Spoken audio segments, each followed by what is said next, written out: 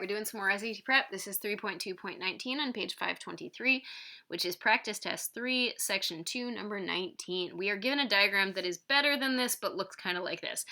We are not warned about anything about it being to scale, which means we can assume it is drawn to scale.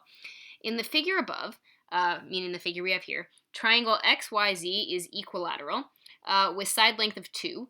If WY is the diameter of the circle, so this is the diameter of the circle, with center O, what is the area of the circle? Okay, so here's what we know.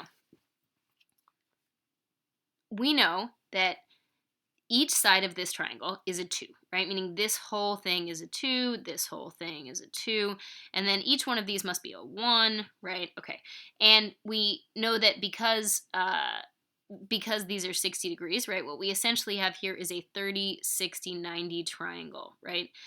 So if we can figure out the radius, right, if we can figure out the diameter and also the radius of the circle, we can figure out what the area of the circle is. So if we look at this 30, 60, 90 triangle, and on your SAT stuff, they will give you a 30, 60, 90. They give you the ratio.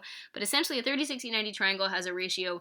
The side opposite the 30 is a 1, the hypotenuse is a 2, and the other side is a root 3. So essentially, what we're looking at here is that YW is a square root of 3.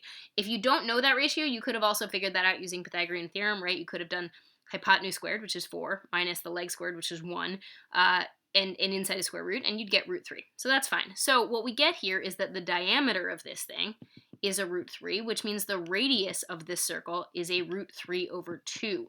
Since area is pi r squared, the area of this circle is going to be pi times this root 3 over 2 quantity squared, right? So my area is going to be a pi. Root 3 squared is a 3. 2 squared is a 4, so I'm going to get 3 pi over 4, which is answer C.